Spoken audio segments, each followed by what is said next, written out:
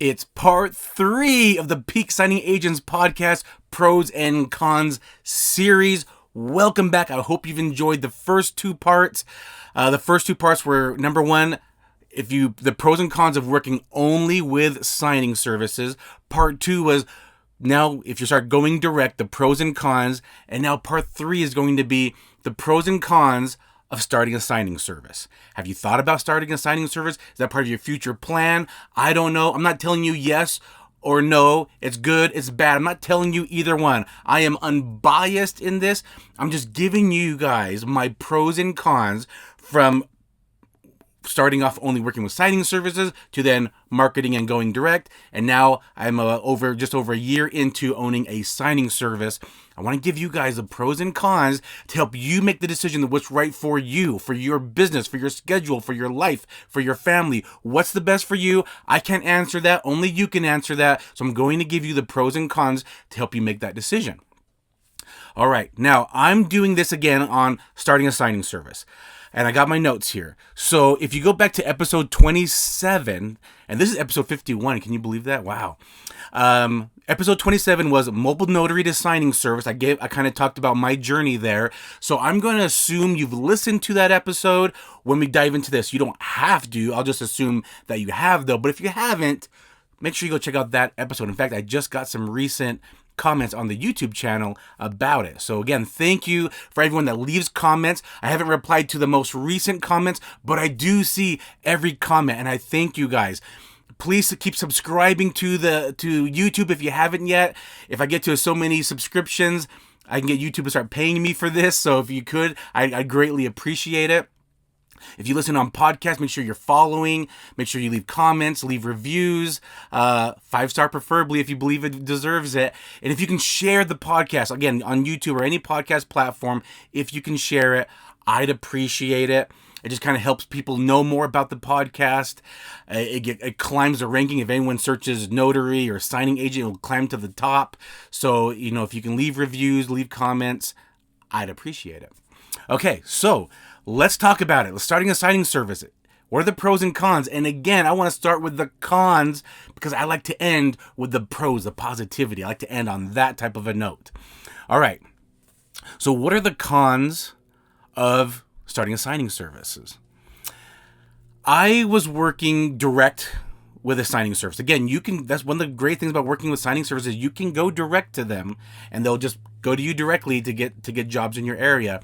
But I was talking with a signing service owner and I asked her, and I said, hey, I'm thinking about starting my own signing service. Are there any tips you would give me? And her answer was, be prepared to work all the time. And I said, okay, I'm not afraid of that. I'm not afraid of working all the time. I'm not afraid of hard work. I have good work ethic. I think I have a strong work ethic, so I'm not afraid of that.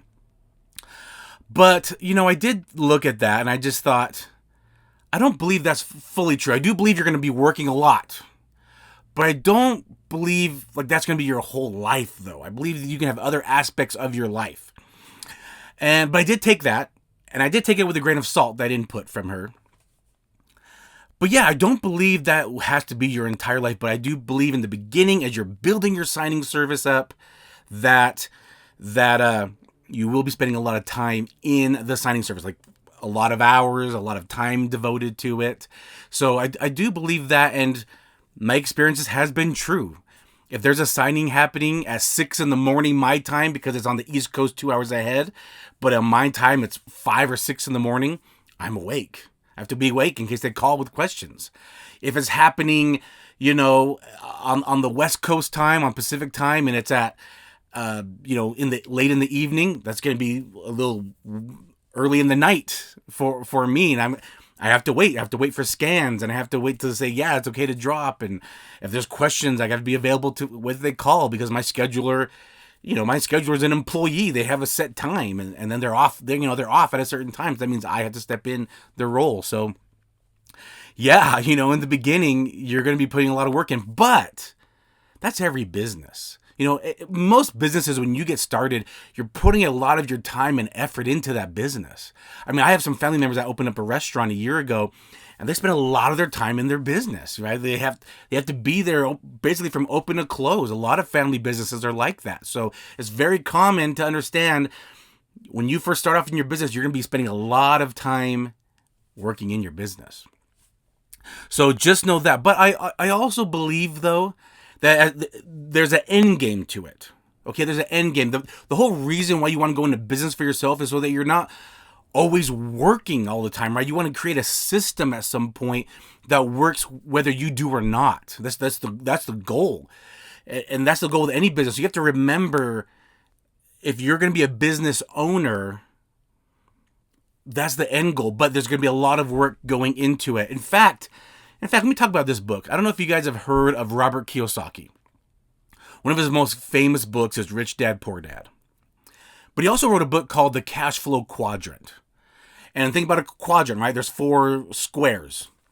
And it's ESBI, employee, self-employed, business owner, investor. When you're in that employee quadrant, that's where most of us start. That's what we've all been programmed to do, right? Get a job.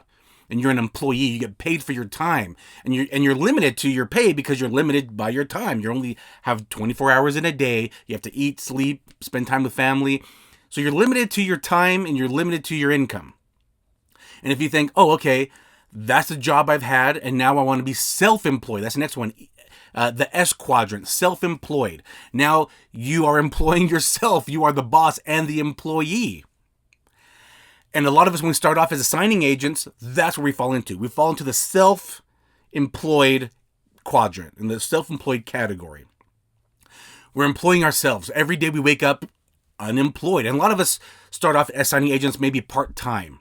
We have maybe a job or something part-time, and we're getting into the signing agent world on a part-time basis. I think that's the majority. I like to speak in majorities. And so you come in, every day you're unemployed. You have to get business every day. You're accepting signings. You're signing up with signing services. And that's how you start. That's how a lot of us start. And we're self-employed. We don't work. We don't make money. But when we do work, we can make a good amount of money. And then there's no cap on our income, right? As long as you want to keep working and make money, then great. The next quadrant is the business owner quadrant. That means you own the business. That's like a signing service. You own the business. You have a system in place. You follow your system. Whether you work or not, money is rolling in. And that's the business owner quadrant. And that's a lot of us want to be in. That's why a lot of us are in this field. Whether you open up a restaurant, you open up a gym, you become a journalist, whatever, right? Then you run a business with a system and you get paid whether you're working or not. I think of doctors a lot of times, right? If there's a dentist and they become a dentist and she gets paid pulling out teeth, right? That's how a dentist gets paid. Now, what if that dentist goes skiing and breaks their arm? How are they cleaning and pulling teeth? They're not. They're not making money. They're a self-employed dentist, and they only make money if they're working. But a business owner dentist has a practice with multiple dentists that rent to be in their office, to be part of their business. So whether the business owner dentist is there or not, they're making money because they have other dentists in there pulling and cleaning teeth. That's a business owner, right? You have a system in place whether you're working or not. But it takes, there's steps to get there. A lot of work, a lot of hard work. And then the last quadrant is the investor. That's where you're investing your money into the stock market, into other businesses, into other ventures, into venture capitalism, angel investing, a lot of different ways. But that's a whole other topic we're not getting into right now. Anyway, those are the 4 quadrants. And so if you understand, when you have a job, you're in that first quadrant, you're an employee. When you start off as a signing agent, you're you're self-employed. And the hard part is we're not always the best employees. And so we're not going to be the best bosses to ourselves as employees too. And then the other quadrant is a business owner, and now you run a system. And that's a signing service. The signing service is you're starting to get a business going. You're going to start hiring people, hiring contractors, being the notaries, hiring schedulers and different things like that. So, but let's get into it a little bit more. Understanding that running a signing service is running a business, and you need to understand the notary world So hopefully you've done some signings. Hopefully you've learned to go direct before you start a signing service. I think that's important. I think it's important that you learn how to go direct. That means you're acquiring new clients. That's a skill that needs to be acquired. And then the other skill is running a business. You have to negotiate with notaries. You have to talk with your clients. You have to talk with signers. You have to have good personal skills. There's a lot of skills involved. And I'm not going to go into all of that. Maybe future episodes we can break some of these down one by one. But just understand for this episode, you need to know skills. Not only the notary world, but business, and then the business world of notaries. All right, there's like three things. You need to understand the notary world, the signing agent world. Know business, marketing, sales, bookkeeping, accounting, relationship, people skills, social skills.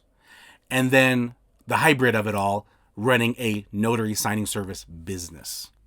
All right, just know that. So what are some of the cons of running and starting a signing service? Again, I think the first thing is you need to know how to acquire clients. So going direct would probably be one of the first steps, in my opinion. But yeah, in the beginning, you're always going to be working because you're going to be answering emails, phone calls. That's a big part of it. Like I said, if there's a signing taking place early, you're up early. If it's taking place late, you're up late.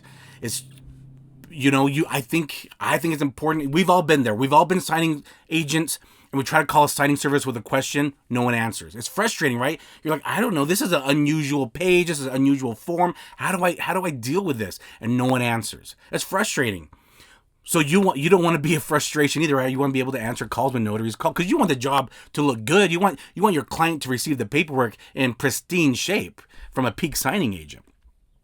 So you have notaries contacting you, and there's a lot of follow-up too with that because maybe it's taking place late. This happened a couple of weeks ago to me. I had a signing taking place.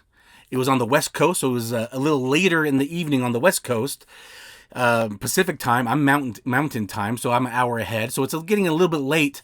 No, I haven't heard anything from the notary. No completion update. No scan backs yet. I'm trying to do an activity with my brother, and I'm not focused on the activity. I'm not enjoying myself because I'm waiting. I'm like, is everything going okay? This notary's not replying to my texts or answering my calls.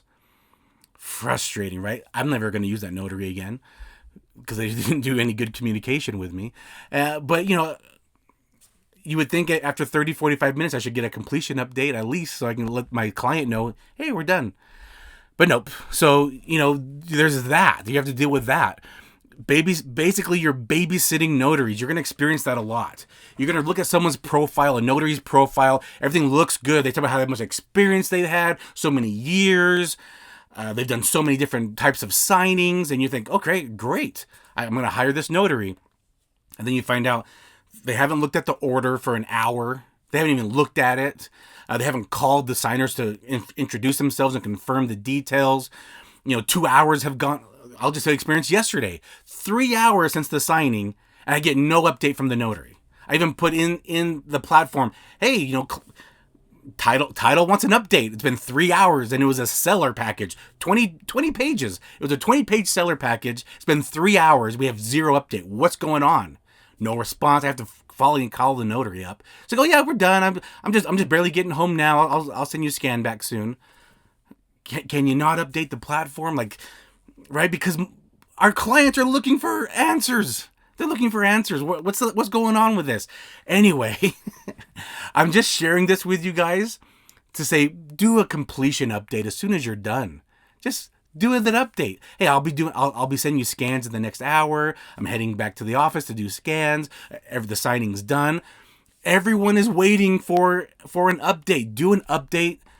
Like I've said before, the moment you're walking out the door, walking to your vehicle, do the update. Do the completion update. Let him know you're done.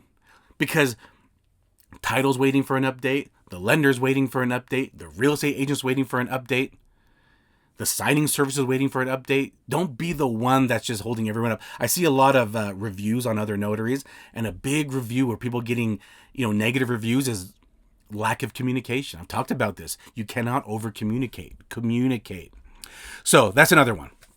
You're babysitting notaries. That's a big con, unfortunately. And, I actually had a signing agent reach out to me, and she said, I'm thinking about starting a signing service, but I just hear all these negative things about other notaries. It seems like a pain. And it's true. I told her it's true. Yeah, there's a lot of babysitting that goes involved sometimes, unfortunately. However, those are far and few between. Most of the time, my experience has been I work with really good notaries. But I do vet them. I do make sure they've taken courses. And usually the times when I have bad experiences, it's somewhere kind of rural and they don't get their experience in. They don't take training courses. They just figure they're going to learn this from YouTube only. You can learn a lot, but there's so much more. You can learn about maybe how documentation works, maybe how, what a note is, what a deed of trust is. But to know the real essence of running a signing, to be a good peak signing agent, there's a lot more to it that takes these extra courses like the NNA, like the loan signing system, for example. These are great courses to help you beyond just understanding the paperwork, how to really become a peak signing agent. Podcasts like this will help you as well.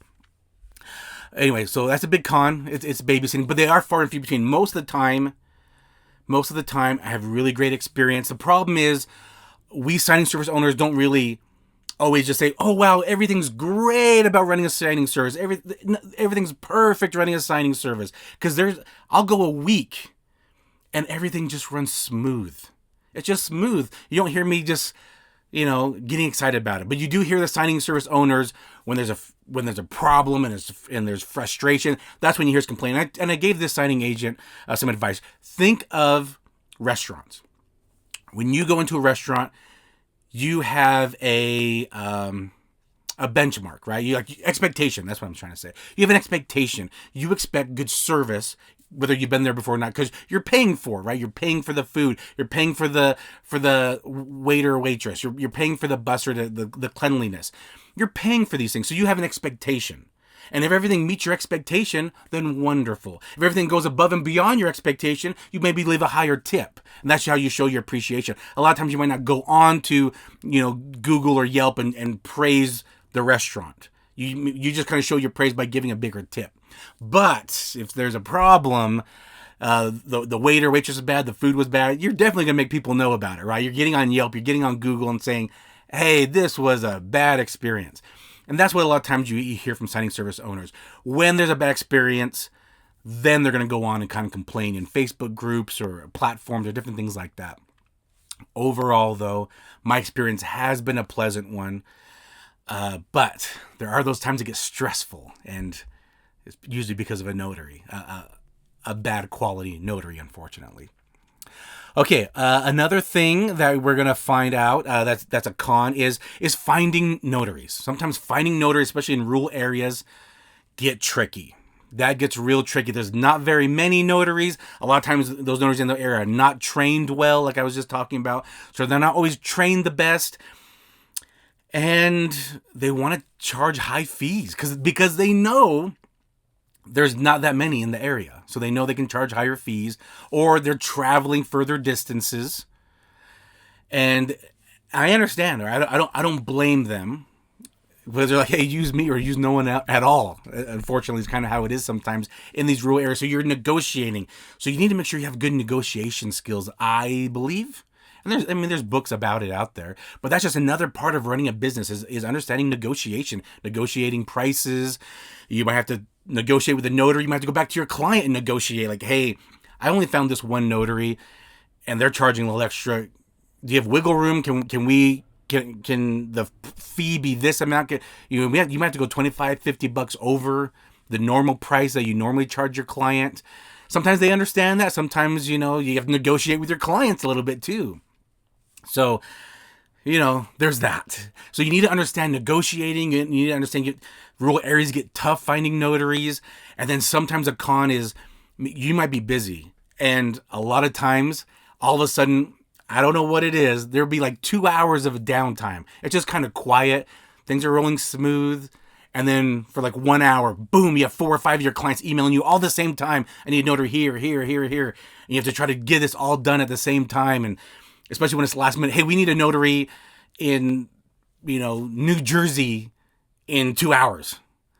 I'm so sorry. That's what your client is saying. I'm so sorry, but they just came to us and we need a notary in New Jersey in 2 hours and we need it back tomorrow for funding. Like, that gets hard. So there's stress. Maybe you feel the stress in my voice because this is a recent experience I just had. And, it gets tough because on the East Coast, for example, they're 2-3 hours ahead and they need the documents back the next day for funding. And maybe there's not a lot of notaries in the area. And a lot of them are like, I don't want a last minute signing because it's a Friday and I'm tired. And it gets tough. And you're sending it out on your platform or you're calling like, hey, can you please help me out? It happens. All right. It happens. And just know it's stressful. But again, running any business will have its stressful moments. That's just part of business. You can't escape it, unfortunately. It's just part of business. And there's going to be stressful moments. And it happens. And it definitely happens. So just know it happens.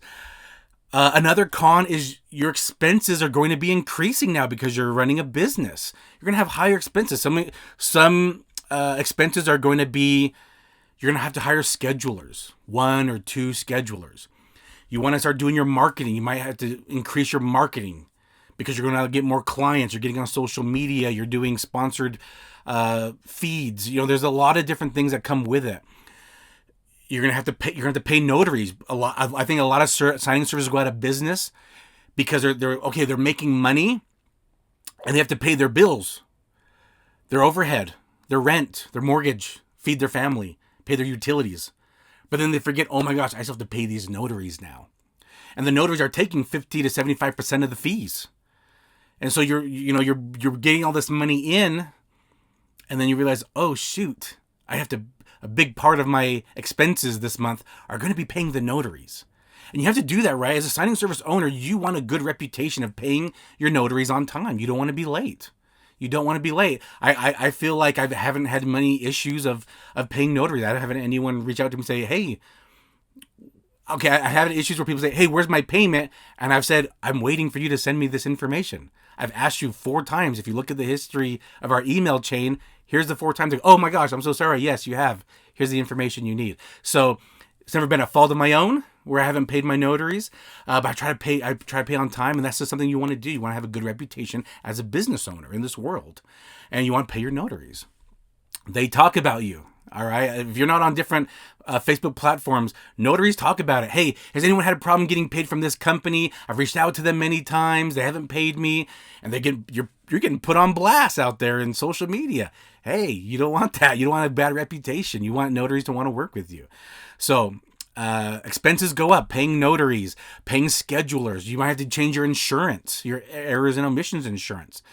Maybe you want to increase your insurance. You want to make sure it covers your contractors. There's a lender, Provident is a big lender, and they're meticulous of how they want the paperwork, right? It has to be perfect. It can't be any errors on the dates. It has to be formatted properly. There can't be any issues. They don't want any line throughs and initials. They want it looking good, but they also want higher insurance. A lot of notaries only have 25, 50,000, 100,000 of insurance. They want a minimum of 500,000. Luckily, my insurance will help cover my contractors. So I have to have higher insurance that covers contractors just in case. So that's you have to pay for the platform. Paying for the platforms just to sign up on the platforms costs a lot of money. You might want a professional email, website, web address. Different things. You want everything looking more professional because you're a signing service now. You don't want the free at Gmail sometimes, the free at Yahoo. You want the actual handle of your company. You want a logo. You want you want invoices, right? You want a platform to find the notaries. This all cost money. So there's a lot more expenses getting into it. There's a course. The loan signing system has a course to help you start a signing service. And it runs a lot of this stuff. So if you're thinking about running or starting a signing service, take that course. It will help you. It talks a lot about this. It's a course, you take your time going through the course. But if you are going to take that course, please use my affiliate link that's in the description of the loan signing system. Use that affiliate link if you want to pay for that course, because again, that helps sponsor the podcast here. But anyway, the loan signing system does have a course to help you start a signing service. And it's a course, so it's really nice. It will really help you get through. I'm taking the course. It's a great course, so I definitely recommend it. So those are some of the cons. And I'm going to be honest with you. I'm kind of taking my breath here because I got a little stressed out explaining this to you.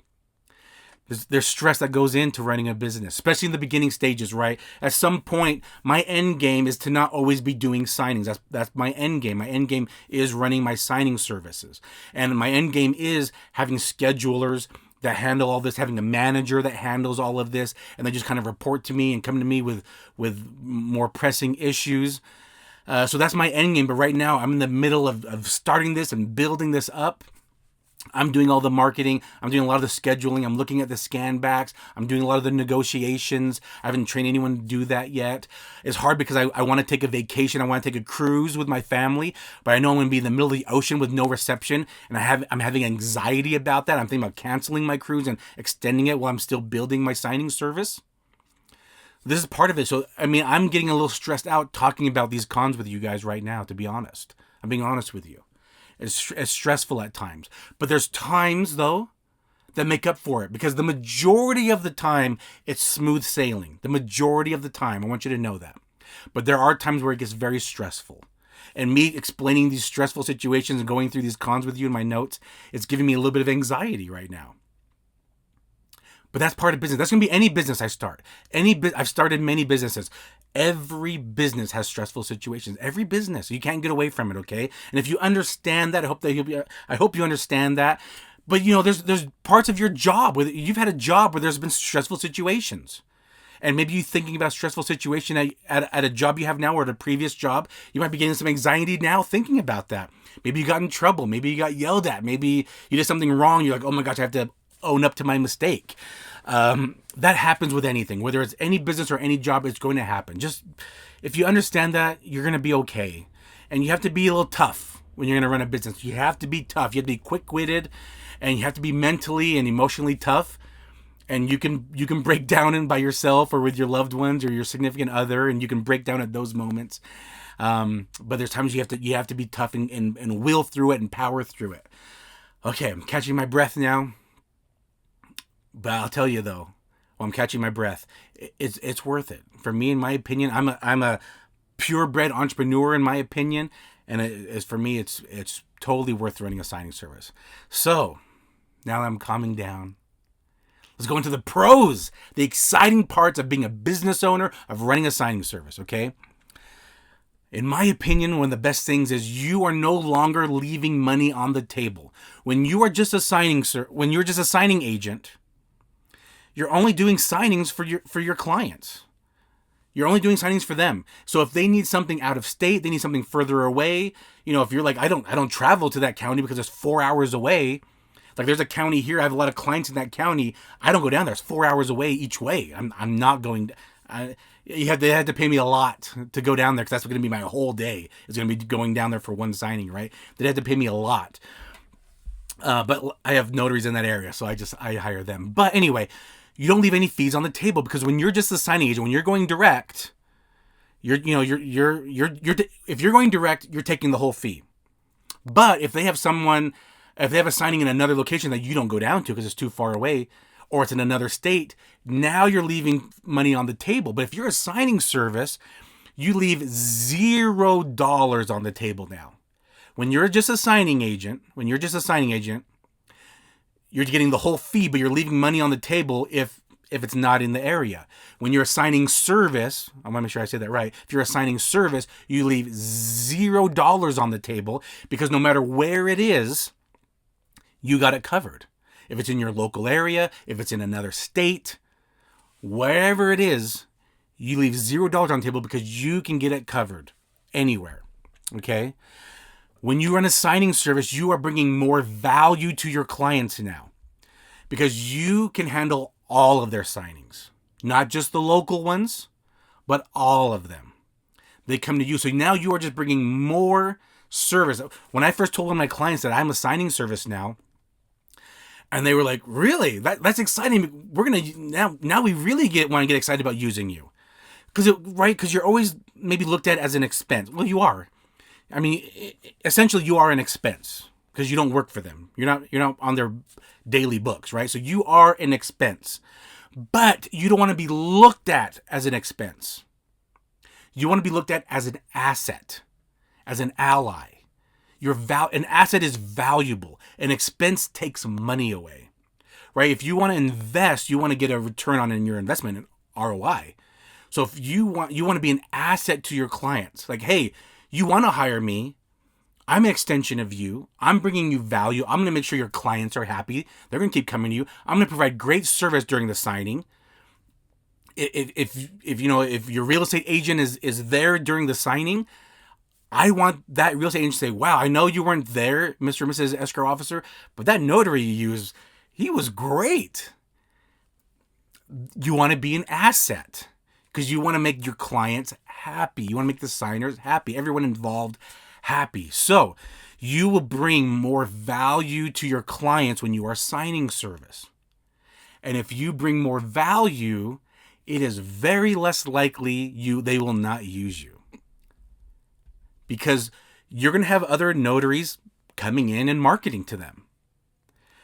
But if you're just a signing agent and another signing agent comes in, right, you could be competing if you haven't built a strong relationship with your clients. But if you have a strong relationship and you are an all-purpose notary signing service, maybe you also do signings for them, you're hiring the notaries, you're vetting the notaries, you bring so much value, it is very less likely they will replace you. They're going to be looking at you as part of their team. You know, when I do my emails, hey team, I'm implanting into them subconsciously that I'm part of their team. They don't want to lose part of their team. They don't want to lose me. They want to keep me. They want to see the value I bring. And they're going to keep you for the long run. You running a signing service, you taking care of all their notarial needs, all their notary needs, all their signing needs. You're going to build a stronger relationship with them because you're in more communication with them. You're going to show how much value you bring to them. You're going to be an asset to them as a company. You know how hard it is for them to find a notary out of state? It's hard for them to do that. They don't know where to look. They don't have access to platforms. They don't know how to work websites to find notaries, right? They're going, who knows where they're finding notaries. They have bad experiences. They might be using one of these bigger signing services that way overcharge them. Every client that I've had that had a signing service before using me, they complained about their signing service. Me starting a signing service came out of a need from my clients. I heard them complaining. I heard my clients complaining about working with a signing service, and they were charging them way too much, and the quality of work coming back was poor. And they were asking me like how can I find a notary in these areas without using this signing services? And then I saw Mark Wills had a course in the loan signing system about running a signing service, and I thought, if my clients need help, well, I should try to help them, right? If they're my clients and I truly look at them as my team and my clients, I should help them in any way that I can. And if part of that is running a signing services, then I should do that. If I'm going to be a purebred entrepreneur, then that's the next step for me, is running a signing service. So I took the course and started a signing service, got mentorship from Mark, and started my signing service up. And when I told them that I was running a signing service, they were ecstatic about it because I already work with them.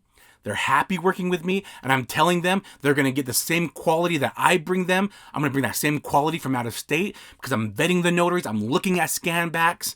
I catch a lot of errors in the scan backs. And so they're getting it with good quality work. My clients are happy. If another notary comes in to try to get business from them, there's no way they're going to win the business, because not only am I the signing agent, I have a signing service. I'm doing all of their notary needs. And in fact, I can say, if you like a notary that you've been working with, I'll just hire them to do the job when you come to me.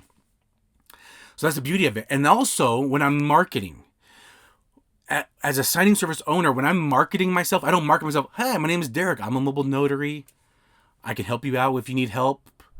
I come in and my marketing approach is not me, Derek, the signing agent, the mobile notary. I'm Derek, the signing service. I will help you get your notary covered Anywhere in the country is what I say. And I'm local. So, because I'm marketing to a lot of the local companies here, and I'm local. So, you're working with a local company. I'm going to be in communication with you. Me and my team will stay in communication with you throughout the whole process. Our job is to make it easier for you. Instead of you spending time searching for notaries, fixing mistakes that the notaries send back, we're going to take care of all that for you. You just worry about taking care of your clients. You just worry about getting more business in. We're going to take care of the notary stuff for you. Don't worry about it. We got you covered. That's my marketing approach now. And it helps them out. So, those are the pros and cons. I am unbiased whether you start a signing service or not. It's up to you. I just want to give you the pros and cons for you to weigh if you think it's best for your schedule, for your lifestyle, for your family. You weigh out the options that you think is best for you. I want you to make the best decision for yourself. I'm DVO. I'm Derek Van Otten. I'm the host of the Peak Signing Agents podcast. If you think this series or all my other podcast episodes have helped you, again, please subscribe, please follow, please comment, please rate. If you think it can help anyone else, please share it with other signing agents or future to-be signing agents. I appreciate you. Keep being awesome, because I know you are, and I'll catch you on the next episode. Bye.